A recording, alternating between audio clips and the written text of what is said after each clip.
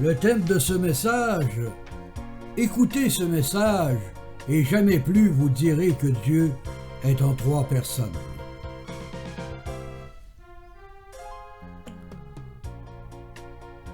La fausse conception biblique du Dieu en trois personnes est certainement la plus absurde déclaration que l'homme puisse faire. De fait, la Bible nous déclare qu'il y a un seul Dieu et aussi un seul médiateur entre Dieu et les hommes, Jésus-Christ homme.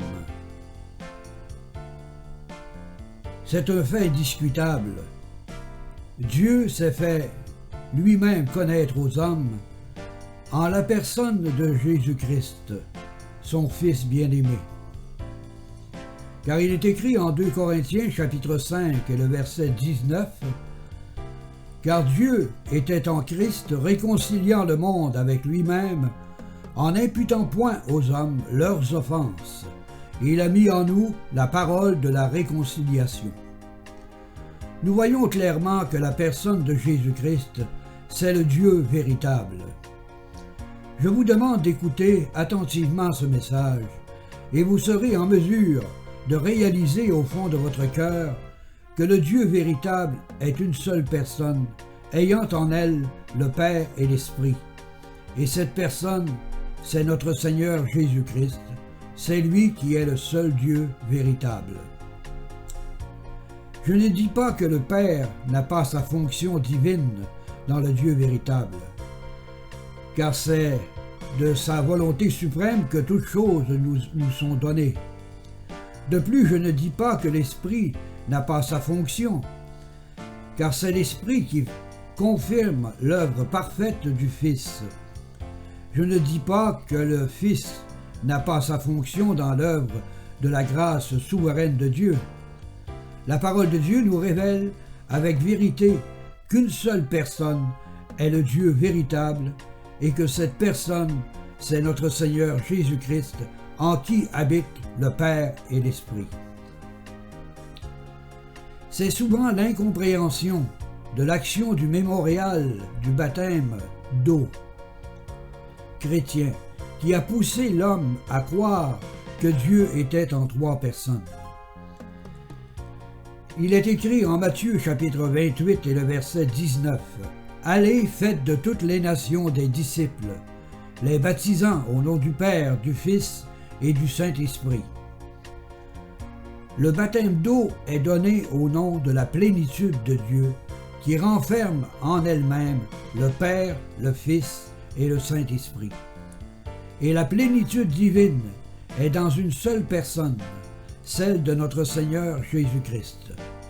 D'ailleurs, l'apôtre Pierre confirme ce fait dans les Actes au chapitre 2 et le verset 38, où il est écrit « Pierre leur dit, repentez-vous, et que chacun de vous soit baptisé au nom de Jésus-Christ, à cause du pardon de vos péchés, et vous recevrez le don du Saint-Esprit. » Vous remarquerez que l'apôtre Pierre ne demande pas à ces personnes qu'elles soient baptisées au nom du Père, du Fils et du Saint-Esprit, mais au nom de Jésus-Christ.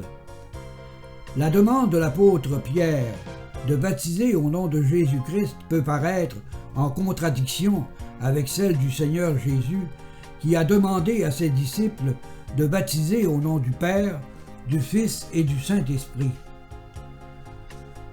Pourquoi l'apôtre Pierre demande-t-il à ces personnes d'être baptisées au nom de Jésus-Christ? C'est parce que Pierre savait parfaitement que Jésus-Christ était le Dieu véritable et qu'en lui habitait le Père et le Saint-Esprit. Pierre savait parfaitement que la plénitude de Dieu était dans une seule personne, celle de Jésus-Christ. Il est écrit en Colossiens chapitre 2 et le verset 19 « Car Dieu a voulu faire habiter toute plénitude en lui, c'est-à-dire en Jésus-Christ. » Toute plénitude signifie que la personne de Jésus-Christ est l'unique Dieu véritable et que sa nature divine est composée du Père, du Fils et du Saint-Esprit. Il est donc plus qu'évident que Dieu n'est pas divisé en trois personnes. De surcroît, une seule personne a été déclaré par la parole de Dieu comme étant le Dieu véritable. Et ce, en 1 Jean chapitre 5 et le verset 20, où il est écrit « Nous savons aussi que le Fils de Dieu est venu et qu'il nous a donné l'intelligence pour connaître le véritable, et nous sommes dans le véritable en son Fils Jésus-Christ. C'est lui qui est le Dieu véritable et la vie éternelle. » Dans ce verset, où voyez-vous trois personnes? Il est plus qu'évident qu'il y a une seule personne qui forme le Dieu véritable, et c'est notre Seigneur Jésus-Christ.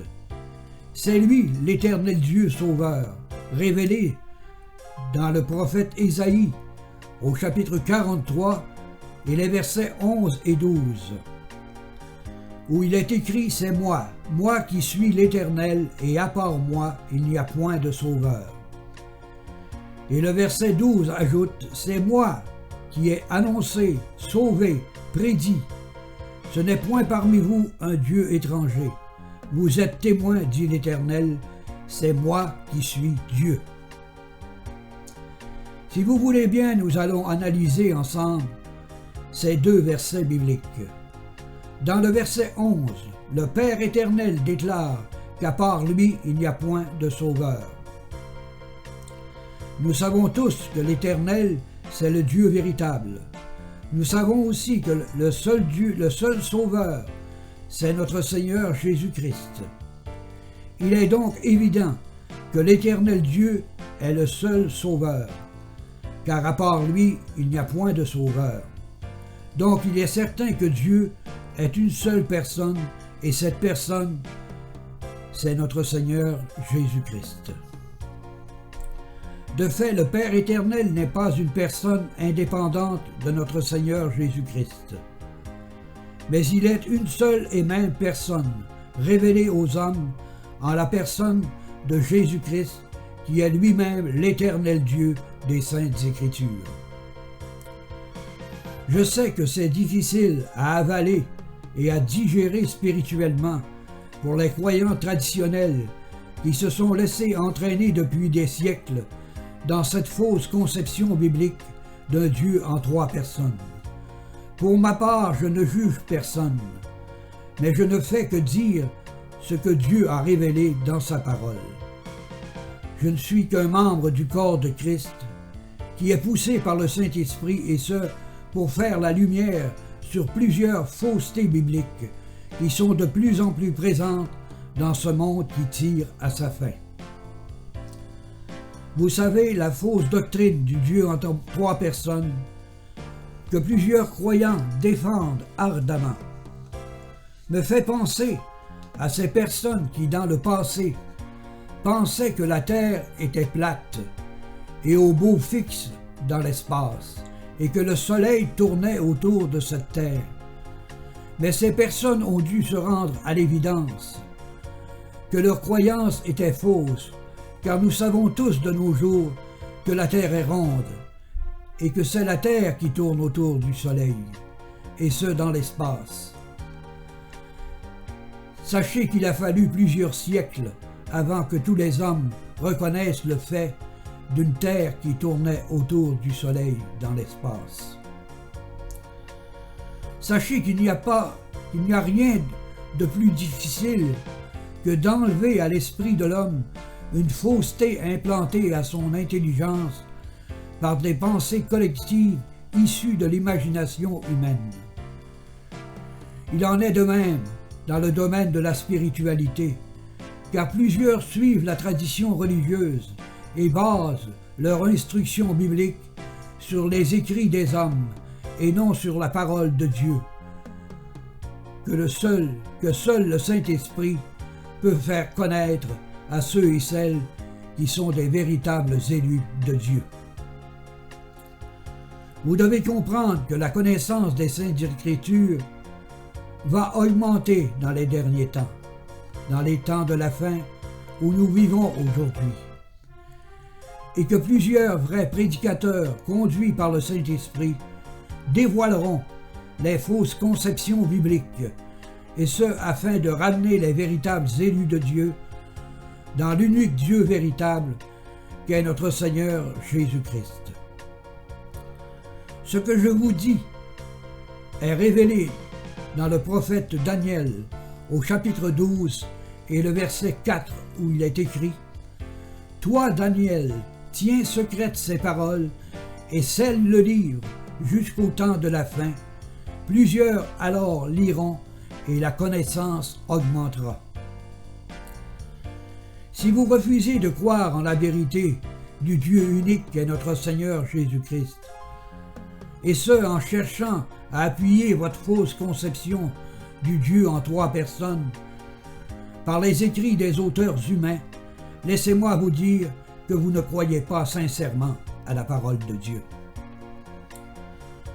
Un frère de notre assemblée locale me disait dernièrement qu'une institution biblique se vantait d'avoir plus de 30 000 livres d'auteurs humains, afin d'instruire tous ceux et celles qui se réclament de Christ. Il ne faut pas se surprendre de voir tant de faussetés bibliques qui circulent parmi ceux et celles qui se réclament de Christ.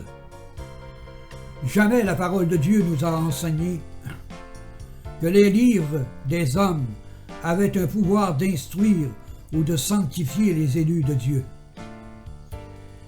Il est écrit en Jean chapitre 17 et le verset 17 « Sanctifie-les par ta vérité, ta parole est la vérité. » Moi, en tant que serviteur de Christ, je ne parle pas le langage des écrivains humains, mais selon la seule vérité de la parole de Dieu. Ceux et celles qui aiment Dieu et sa parole comprennent mes messages bibliques, et ceux et celles qui refusent de croire en la vérité s'éloignent carrément de moi. Car je dérange leurs pensées humaines, souvent légalistes, religieuses et traditionnelles. Ce n'est pas moi qui dévoile et condamne leurs fausses conceptions bibliques, mais c'est la puissance de la parole de Dieu, du Dieu véritable, qui révèle à leur cœur leurs pensées désapprouvées par Dieu. Je vais vous montrer d'autres passages bibliques qui nous révèlent clairement qu'une seule personne est le Dieu véritable. Vous savez comme moi que la Bible nous révèle que la nature de Dieu est esprit. En Jean chapitre 4 et le verset 24, où il est écrit « Dieu est esprit, et il faut que ceux qui l'adorent, l'adorent en esprit et en vérité. » Nous voyons clairement que Dieu est esprit. Regardons maintenant quelle est la personne que la parole de Dieu déclare comme étant l'Esprit qui est Dieu. En 2 Corinthiens chapitre 3 et le verset 17, où il est écrit « Or le Seigneur c'est l'Esprit, et là où est l'Esprit du Seigneur, là est la liberté. » Il est donc très évident que la seule personne qui est Dieu, c'est le Seigneur Jésus-Christ. De plus, nous voyons que l'Esprit n'est pas une personne indépendante du Seigneur Jésus, car il est lui-même l'Esprit, ce qui vient contredire la fausse doctrine biblique du Dieu en trois personnes. Regardons maintenant le Père, et quelle est la personne que la parole de Dieu déclare être le Père. En Jean chapitre 14 et les versets 7 à 12. Le verset 7 nous dit « Si vous me connaissiez, vous connaîtriez aussi mon Père. Et dès maintenant, vous le connaissez et vous l'avez vu. » Cette parole du Seigneur Jésus-Christ est-elle un mensonge ou la vérité? Jésus vient de déclarer aux hommes qu'il est lui-même le Père, car le Père et le Fils sont une seule personne. Et le Seigneur Jésus l'a confirmé en toute vérité. Il est écrit en Jean chapitre 10 et le verset 29. en disant « Moi et le Père, nous sommes un », donc une seule personne. Donc le Père n'est pas une personne indépendante du Fils, mais il fait partie de la nature divine qui est dans la personne du seul vrai Dieu, qui est notre Seigneur Jésus-Christ. Regardons maintenant le verset 8 du chapitre 14 de Jean, où il est écrit, Philippe lui dit, « Seigneur, montre-nous le Père et cela nous suffit. »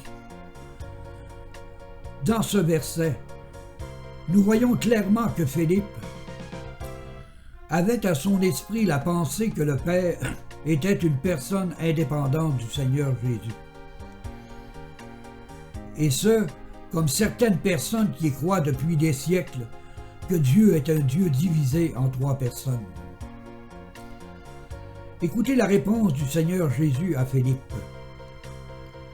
Dans le verset 9 du chapitre 14 de Jean, Jésus lui dit, « Il y a si longtemps que je suis avec vous, et tu ne m'as pas connu. Philippe, celui qui m'a vu a vu le Père. Comment dis-tu, montre-nous le Père? » Il est évident que le Seigneur ne pouvait pas montrer une autre personne que lui-même, car le Père était en lui. Donc celui qui voyait la personne de Jésus-Christ voyait par le fait même le Père. Encore là, nous voyons parfaitement que le Père n'est pas une personne indépendante du Seigneur Jésus, mais une seule et même personne formant le Dieu véritable. Regardons maintenant le verset 10 du chapitre 14 de Jean, où il est écrit « Ne crois-tu pas que je suis dans le Père et que le Père est en moi? Les paroles que je vous dis, je ne les dis pas de moi-même, et le Père qui demeure en moi, c'est lui qui fait les œuvres. » Regardons d'où viennent les paroles des Saintes Écritures. En Jean chapitre 1 et le verset 1 où il est écrit « Au commencement était la parole, et la parole était avec Dieu, et la parole était Dieu. » Nous savons tous que la parole a été faite chair, car il est écrit en Jean chapitre 1 verset 14 « Et la parole a été faite chair, et elle a habité parmi nous, pleine de grâce et de vérité, et nous avons contemplé sa gloire, une gloire comme la gloire du Fils venu du Père. » Nous constatons dans le verset 1 du chapitre 1 de Jean que la parole était Dieu et que la parole était avec Dieu. Il est certain que la parole faite chair, c'est le Seigneur Jésus-Christ. Il est donc le Dieu véritable. Nous savons tous que la gloire de Dieu, c'est le Fils de Dieu, en qui habitent le Père et l'Esprit. C'est un fait indiscutable. Dieu est toujours une seule personne manifestée aux hommes, en la personne de Jésus-Christ, qui est le Dieu véritable, et en qui habitent le Père et l'Esprit. Regardons maintenant le verset 11 du chapitre 14 de Jean, où il est écrit « Croyez-moi, je suis dans le Père, et le Père est en moi. Sinon, croyez au moins à cause de ses œuvres. »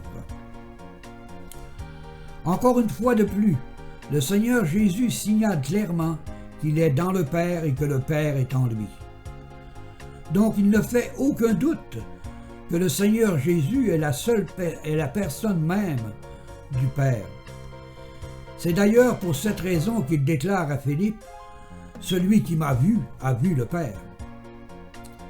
Il est évident que le seul Dieu véritable est une seule personne, manifestée aux hommes en la personne de Jésus-Christ. Regardons maintenant le verset 12 du chapitre 14 de Jean, où il est écrit « En vérité, je vous le dis, celui qui croit en moi fera aussi les œuvres que je fais.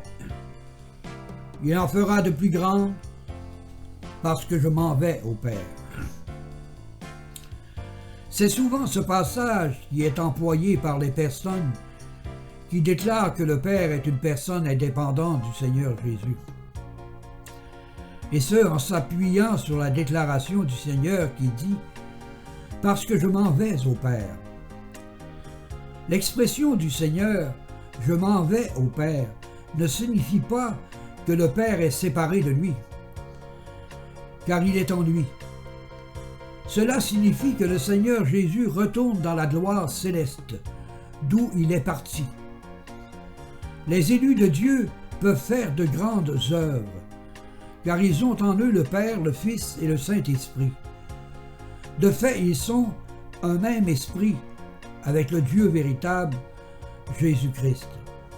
Ce que je vous déclare nous est révélé en 1 Corinthiens chapitre 6 et le verset 17 où il est écrit « Mais celui qui s'attache au Seigneur est avec lui un seul esprit. » Il est évident que le croyant né de l'Esprit peut faire de grandes choses pour son Dieu sauveur. Car il est écrit en Philippiens chapitre 2 et le verset 13 « Car c'est Dieu qui produit en vous le vouloir et le faire selon son propre plaisir. » Nous avons vu auparavant dans ce message que Dieu est esprit, en Jean chapitre 4 et le verset 24, et que l'Esprit c'est le Seigneur Jésus, selon 2 Corinthiens chapitre 3 et le verset 17. Il est plus qu'évident que Dieu est une seule personne, et que cette personne, c'est notre Seigneur Jésus-Christ. Que notre grand Dieu d'amour soit au ciel ou sur la terre. Il contrôle toutes choses par sa puissance éternelle. La plénitude de Dieu est dans une seule personne, celle de Jésus-Christ, qui remplit tout en tous, selon Éphésiens chapitre 1 et le verset 23. Il est plus qu'évident que jamais la parole de Dieu nous a enseigné que le Dieu véritable, qu'est notre Seigneur Jésus-Christ, était divisé en trois personnes. De fait, le prophète Ésaïe parle d'une seule personne entre le Père éternel et le Sauveur Jésus-Christ. En Ésaïe chapitre 43 et le verset 11 où il est écrit « C'est moi, moi qui suis l'Éternel, et à part moi il n'y a point de sauveur. » L'Éternel Dieu est toujours un seul Dieu. Et tout est accompli par lui, et la réconciliation vient de lui, par une seule personne, celle de notre Seigneur Jésus-Christ, qui est le Sauveur et l'Éternel Dieu des Saintes Écritures. Il est écrit en 2 Corinthiens, chapitre 5 et le verset 19, « Car Dieu était en Christ, réconciliant le monde avec lui-même. En n'imputant point aux hommes leurs offenses, il a mis en nous la parole de la réconciliation. » Une fois de plus, nous voyons clairement que Dieu était en Christ, en réconciliant le monde avec lui-même. L'expression avec lui-même nous montre clairement que Dieu est une seule personne, et cette personne, c'est le Dieu véritable, qu'est notre Seigneur Jésus-Christ. Pourquoi tant de personnes qui se réclament comme étant chrétiennes cherchent-elles à vouloir dénigrer le seul vrai Dieu qu'est notre Seigneur Jésus-Christ? Pourquoi ont-elles à leur esprit la fâcheuse idée de séparer le Père et l'Esprit de la personne unique de Dieu qui s'est révélée aux hommes en la personne de Jésus-Christ? Si quelqu'un ne comprend pas ce message entièrement tiré de la parole de Dieu, c'est parce qu'il veut demeurer dans sa crasse religieuse traditionnelle, où il veut chercher à défendre sa pensée d'un Dieu en trois personnes qui n'a rien de la vérité des Saintes Écritures.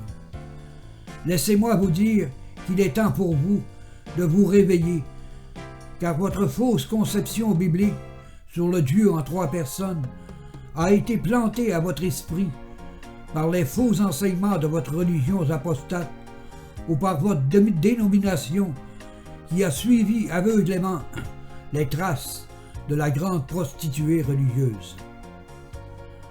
Sachez qu'il n'y a pas de honte pour un croyant de reconnaître devant Dieu et de se repentir d'avoir cru que Dieu était en 3 personnes, et ce en suivant aveuglément les enseignements de faux serviteurs de Christ. Gardez à votre esprit ce passage des Actes, au chapitre 20 et le verset 28, où il est écrit « Prenez donc garde à vous-même et à tout le troupeau sur lequel le Saint-Esprit vous a établi évêque pour paître l'Église de Dieu qu'il s'est acquise par son sang. » Nous savons tous que l'Église de Dieu, c'est aussi l'Église de Jésus-Christ. Nous devons donc en conclure que Jésus-Christ est le Dieu véritable, à qui appartient l'Église, qui s'est acquise par son sang. Encore une fois de plus, nous constatons que Dieu n'est pas une personne indépendante de Jésus-Christ. Car ce que je vous dis est fortement appuyé par le prophète Ésaïe, au chapitre 43 et le verset 11, où l'Éternel Dieu déclare « C'est moi, moi qui suis l'Éternel, et à part moi, il n'y a point de sauveur. » L'Éternel, c'est Dieu. Et nous constatons que Dieu déclare qu'à part lui, il n'y a point de sauveur. Nous savons tous que le sauveur, c'est Jésus-Christ. Donc l'Éternel Dieu, c'est Jésus-Christ. C'est lui le Dieu véritable, qui est venu en ce monde pour venir sauver ses frères de la perdition éternelle. Regardons maintenant combien de personnes Étienne a vu lorsqu'il fixa les regards vers le ciel, dans les Actes au chapitre 7 et les versets 55 et 56, où il est écrit « Mais Étienne, rempli du Saint-Esprit, et fixant les regards vers le ciel, vit la gloire de Dieu, et Jésus debout à la droite de Dieu. » Et le verset 56 nous dit « Et il dit, voici les cieux sont ouverts, et le Fils de l'homme debout à la droite de Dieu. » Voici comment nous devons analyser ces 2 versets. Le verset 55 nous dit qu'Étienne a vu la gloire de Dieu. Nous savons tous que la gloire de Dieu, c'est notre Seigneur Jésus-Christ, car c'est lui la clarté, la lumière de l'Éternel. Ce passage ajoute que Jésus était debout à la droite de Dieu. Vous devez comprendre que la droite de Dieu représente la force, la puissance, la justice, la bonté et la fidélité du Dieu véritable qu'est Jésus-Christ. Car il est écrit dans les psaumes au chapitre 89 et les versets 14 à 16. « Ton bras est puissant, ta main forte, ta droite élevée. » Et le verset 15 ajoute « La justice et l'équité sont la base de ton trône. La bonté et la fidélité sont devant ta face. » Et en terminant, le verset 16 nous dit « Heureux le peuple qui connaît le son de la trompette.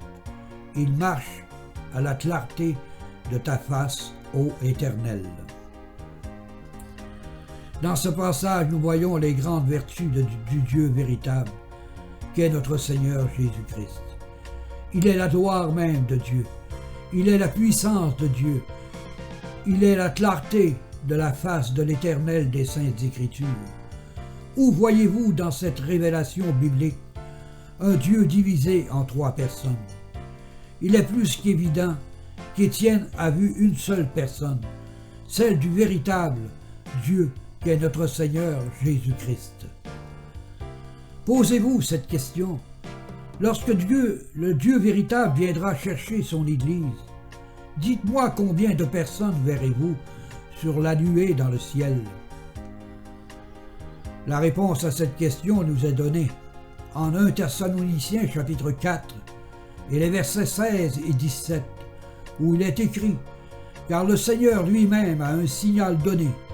À la voix d'un archange et au son de la trompette de Dieu, descendra du ciel, et les morts en Christ ressusciteront premièrement. » Et le verset 17 ajoute « Ensuite, nous les vivants, qui serons restés, nous serons tous ensemble enlevés avec eux sur des nuées, à la rencontre du Seigneur dans les airs, et ainsi nous serons toujours avec le Seigneur. » Dans ces deux versets, nous voyons clairement qu'une seule personne viendra chercher ses élus. Et cette personne, c'est le Dieu véritable. Comme Étienne a vu la gloire de Dieu, les saints aussi verront la gloire de Dieu, qui est notre Seigneur Jésus-Christ. Il est évident que les saints ne verront pas trois personnes, car il y a un seul Dieu, et toute la plénitude divine est dans le Seigneur Jésus, qui a en lui le Père, le Fils et l'Esprit.